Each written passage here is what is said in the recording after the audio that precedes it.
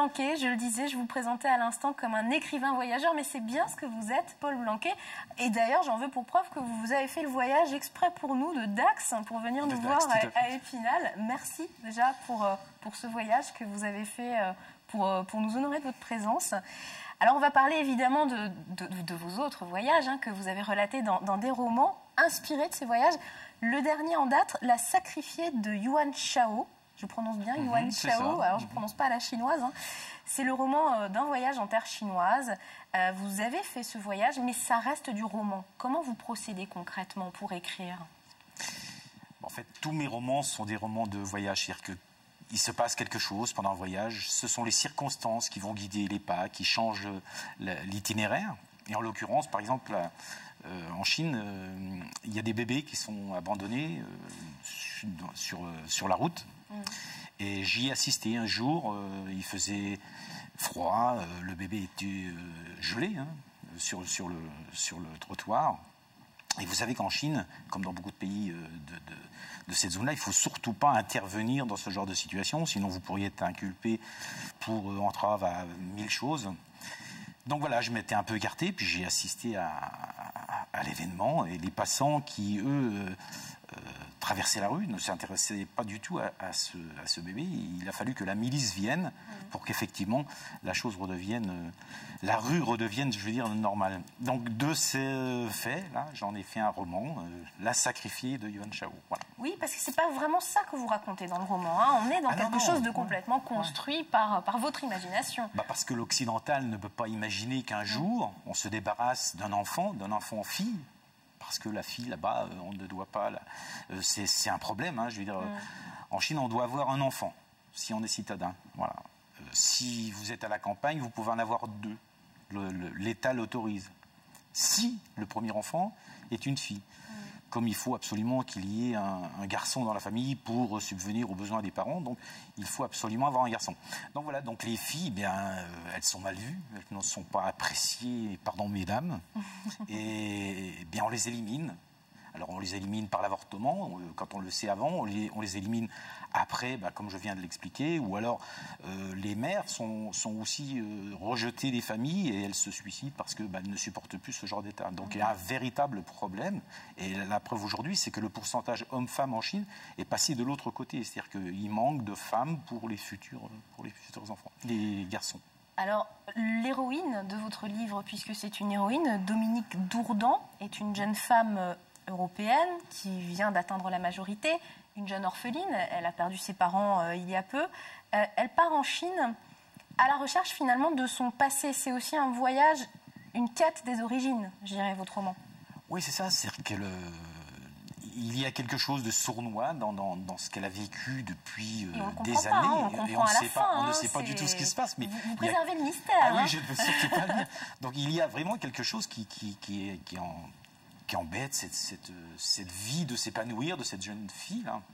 Et puis un jour il va se passer quelque chose au moment où sa mère va décéder sur son lit de mort, et là effectivement ce petit quelque chose la pousse l'héroïne à partir pour aller à la quête de son identité, à la quête de ce qui s'est passé, parce qu'elle ne comprend pas le pourquoi de son état. Oui. Alors ce qui est fascinant, c'est qu'avec Dominique Dourdan, donc ce personnage, on découvre la Chine à la fois rurale mais aussi cette nébuleuse qui est Pékin. Alors vous n'allez pas jusqu'à décrire la ville, mais on décrit des ambiances. On est vraiment dans une ambiance très très chinoise et presque qui évoque quelque chose de l'ordre de l'irréel presque. C'est quelque chose de presque irréel, la Chine, on dirait, dans votre écriture. Déjà merci, parce que c'est vrai que c'est un compliment, mais c'est vrai que la Chine est irréelle. Oui, il y a le centre de Pékin. Pour un occidental qui arrive là-bas, le centre de Pékin, c'est Paris. Je veux dire, vous avez un McDonald's, pardon pour la publicité, vous avez 1000 choses comme ça il y a des bowling. Je veux dire, c'est le centre c'est comme Paris.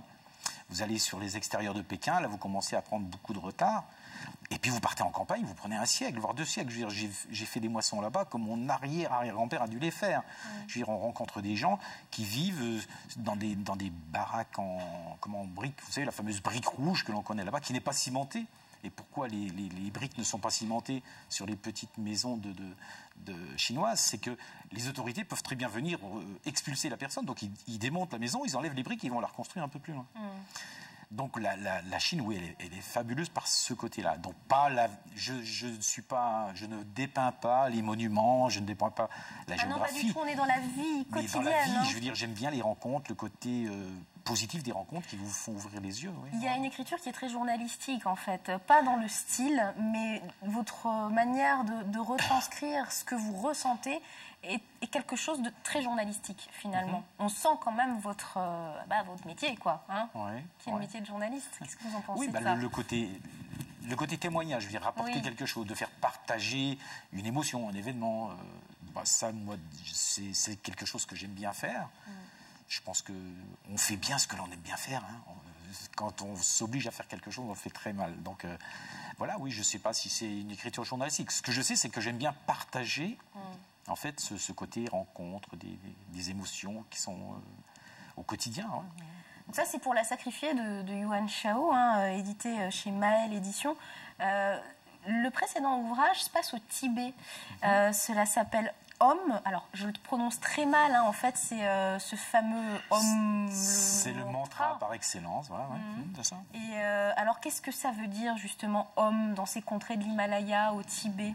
Il y a le Om, le mantra par excellence, mais je veux dire, j'ai pris ce titre-là, c'est parce que vous imaginez des dénivelés sur les petits sentiers himalayens qui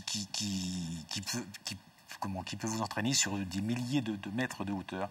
Et vous êtes épuisé, vous avez la langue qui traîne par terre, vous ne pouvez plus avancer. Vous l'avez fait, ce trek. Hein. Et vous racontez un trek, mais vous l'avez fait. Tout à fait. Hein. Il y a un accompagnateur, enfin 2 accompagnateurs plus exactement, qui sont avec nous, et qui, eux, partent avec ce Om-là, et partent de plus belle, marchent, on a l'impression que ça vient de les requinquer. Et nous, on ne comprend pas, c'est pas possible. Voilà, ouais. Alors, inévitablement, quand j'ai fini d'écrire, oui, le titre, c'était Om, voilà. Tout simplement. C'est l'histoire d'un trek, donc je disais un trek que vous avez vécu et qui va plutôt mal se passer en fait. Et finalement, encore une fois, on est dans le voyage, mais dans le voyage intérieur aussi, la découverte des ressources humaines, des ressources qu'on peut avoir au plus profond de soi quand tout va mal, quoi, quand on a peur même.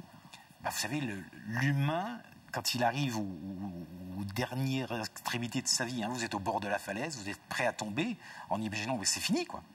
Bon, là, vous avez le masque social. Vous savez que nous portons tous, là, avec notre beau masque, on est magnifique. Hein. À l'intérieur, on n'est pas comme ça, mais on se protège d'une société. Ce masque-là, il tombe et on se découvre un peu différent. Alors, on va dire, pour être gentil, qu'il y a 50% de choses agréables et 50% de choses qu'on déteste, parce qu'on ne se découvre pas forcément très bien, quoi.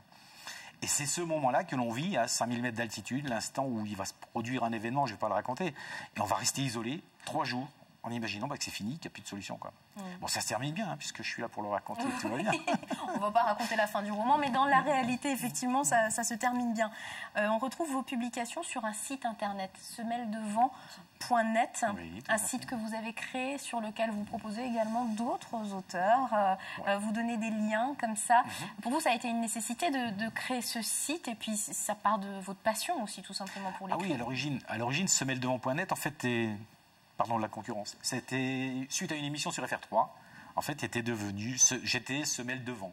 Donc le semelle de vent.net est devenu, et pardon pour d'autres qui connaissent semelle de vent.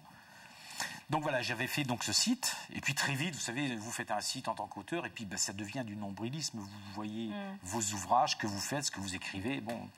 Et puis, j'ai rencontré des gens, et puis il y a eu la fameuse rencontre avec les gens de la PAC, de l'association Plume à connaître. Et j'ai donc partagé mon site avec eux, c'est-à-dire qu'on retrouve... Une association Lorraine, hein. C'est comme ça que je vous ai découvert d'ailleurs. Une association Lorraine, tout à fait, c'est ça. Ouais. On va rejoindre, si vous le voulez bien, nos camarades en plateau pour continuer à parler de livres avec vous, Paul Blanquet. Vous nous proposerez des livres d'auteurs, des livres que vous proposez également à travers l'association. Mais juste avant, je vous propose de retrouver Hélène Hamon qui nous invite au cœur du fonds patrimonial de la BMI pour découvrir un livre du XVIe siècle, La cosmographie de Sébastien Münster. C'est le temps d'un livre.